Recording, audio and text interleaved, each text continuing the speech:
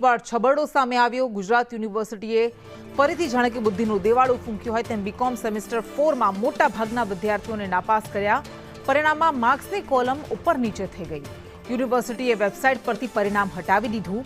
માર્ક્સની અદલા બદલીને કારણે વિદ્યાર્થીઓ મૂંઝાયા। વધુ વિગત સાથે સંવાદદાતા આયુષી યાજ્ઞિક આપણી સાથે જોડાય છે। આયુષી, આખો મામલો શું છે? કેવી રીતે આ છબરડો થયો?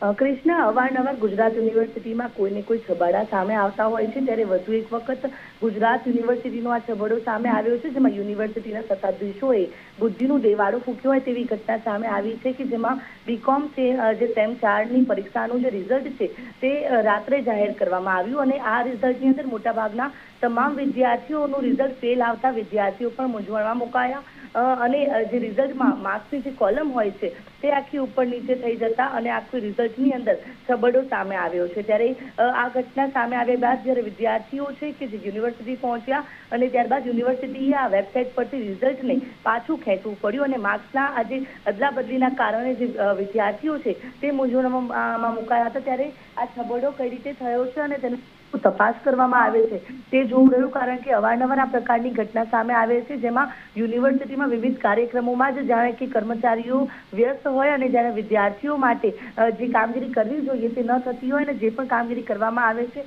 તેમાં પણ આ પ્રકારે કોઈને કોઈ છબરડા છે તે સતત સામે આવતા રહે છે। ત્યારે હવે યુનિવર્સિટીના જે કોઈ જે સત્તાધીશ કે જેનાથી આ ભૂલ થઈ છે તેની સામે કેવા કાર્યવાહી થાય છે તે જોવું રહ્યું।